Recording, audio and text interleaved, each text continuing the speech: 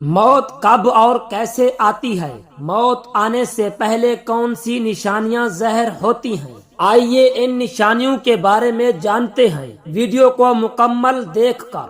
بسم اللہ الرحمن الرحیم۔ السلام علیکم ورحمۃ اللہ۔ محترم ناظرین، اس بات میں کوئی شک نہیں کہ موت تو ہر ایک کو آ کر ہی رہتی ہے۔ کسی کو اچانک موت آتی ہے، مثلاً کسی حادثے کے سبب یا قدرتی آفات کے سبب، جن میں زلزلے، سیلاب، آندھی، طوفان اور دوسرے وبائی امراض شامل ہیں۔ تو کسی کو بیماری میں، تو کسی کو گھر کے بستر میں، تو کسی کو مسجد میں۔ موت سے انکار نہیں کیا جا سکتا۔ موت کسی کی نہیں ٹلتی۔ جب اس کا وقت آ جائے تو چاہے بادشاہ ہو یا غلام، امیر ہو چاہے فقیر، سفیر ہو چاہے مشیر، یہ کسی کو نہیں بخشتی، چاہے زمین کے اندر چھپ جائے یا آسمان کی وسعتوں میں محفوظ ہو جائے۔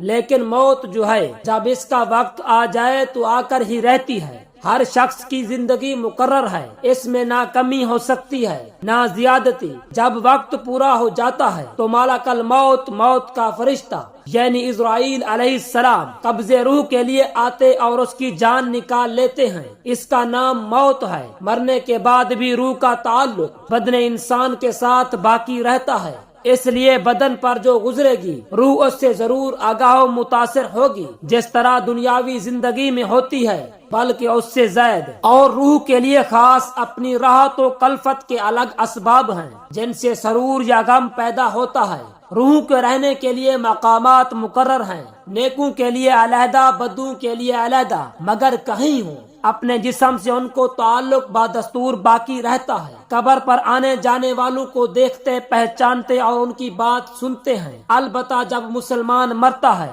تو اس کی راہ کھول دی جاتی ہے جہاں چاہے جائے۔ اس کی مثال حدیث میں یہ فرمائی گئی ہے کہ ایک قید ہے، پہلے قفس میں بند تھا، اب آزاد کر دیا گیا، اور کافروں کی ارواح کو کہیں جانے آنے کا اختیار نہیں کہ قید ہے۔ موت کے معنی ہے روح کا جسم سے جدا ہو جانا، نہ یہ کہ روح مر جاتی ہے۔ جو روح کو فنا مانے وہ بد مذہب و گمراہ ہے۔ جب مردہ کو قبر میں دفن کرتے ہیں اس وقت اس کو قبر دباتی ہے۔ اگر وہ مسلمان ہے تو اس کا دبانا ایسا ہوتا ہے جیسے ماں پیار میں اپنے بچے کو زور سے چپٹا لیتی ہے، اور اگر کافر ہے تو اس کو اس زور سے دباتی ہے کہ ادھر کی پسلیاں ادھر اور ادھر کی ادھر ہو جاتی ہیں۔ جب دفن کرنے والے دفن کر کے واپس ہوتے ہیں تو مردہ ان کے جوتوں کی آواز سنتا ہے۔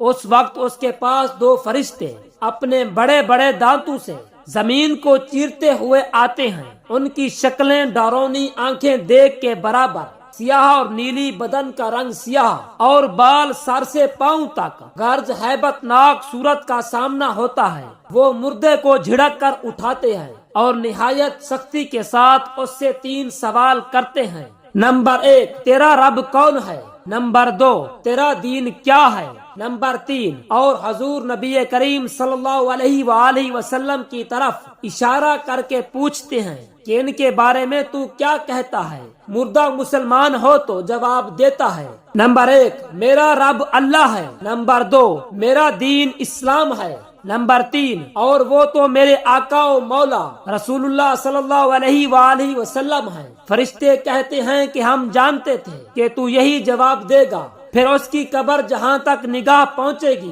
کشادہ کر دی جائے گی، جنت کی خوشبو اس کے پاس آتی رہے گی، اور جنت کا بستر، جنت کا لباس اسے مہیا کیا جائے گا، اور اس سے کہا جائے گا کہ تو سو جیسے دولہا سوتا ہے۔ اور مردہ کافر یا منافق ہے تو کسی سوال کا جواب نہ دے سکے گا، بلکہ ہر بار یہی کہے گا کہ مجھے تو کچھ معلوم نہیں، میں لوگوں کو کہتے سنتا تھا، خود بھی کہتا تھا۔ اس وقت ایک پکارنے والا آسمان سے ندا کرتا ہے کہ یہ جھوٹا ہے، اس کے لیے آگ کا بچھونا بچھا دو، آگ کا لباس پہنا دو، اور جہنم کی طرف دروازہ کھول دو۔ دوزخ کی گرمی اور تپش اس کو پہنچے گی، اور اس پر عذاب دینے کے لیے 2 فرشتے مقرر ہوں گے جو اندھے اور بہرے ہوں گے۔ وہ لوہے کے بڑے بڑے گرزوں سے اسے مارتے رہیں گے، نیز، سانپ اور بچھو وغیرہ اسے عذاب پہنچاتے رہیں گے، اور اس کے بڑے اعمال کیے بھیڑیے وغیرہ موذی جانوروں کی شکل بن کر اسے ایذا رسائی پہنچاتے رہیں گے، جبکہ نیکوں کے نیک اعمال مقبول، پسندیدہ اور محبوب صورت و شکل میں اسے سکون و انس دیں گے۔ بعض گناہگار مسلمانوں پر بھی قبر میں عذاب ہوگا اس کی معصیت اور نافرمانی کے لائق، پھر مسلمانوں کے لیے صدقات و خیرات، دعائے مغفرت اور ایصال ثواب کے دوسرے طریقوں سے اس عذاب میں تخفیف ہو جاتی ہے۔ یوں ہی اس کے پیران اعظام یا مذہب کے امام یا اولیاء کرام کی شفاعت سے یا محض رحمت خداوندی سے جب وہ چاہے گا نجات پائیں گے۔ زندوں کے نیک اعمال سے مردہ مسلمانوں کو ثواب ملتا اور فائدہ پہنچتا ہے۔ قرآن کریم کی تلاوت، درود شریف کی قرات اور کلمہ طیبہ وغیرہ پڑھ کر اس کا ثواب مردوں کو بخشنا چاہیے، اسے ایصال ثواب کہتے ہیں۔ حدیث شریف میں اس کا جائز اور مردوں کے حق میں نافع و فائدہ بخش ہونا ثابت ہے۔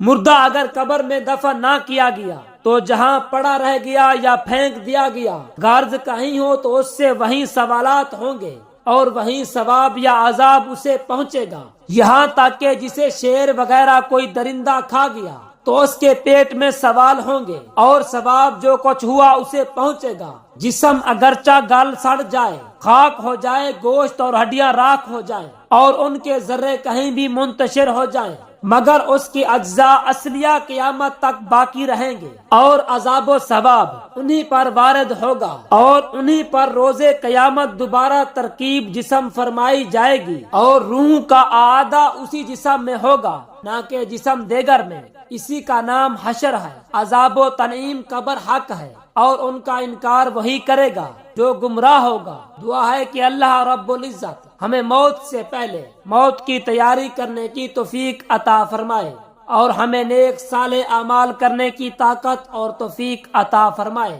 آمین ثم آمین۔ جزاک اللہ۔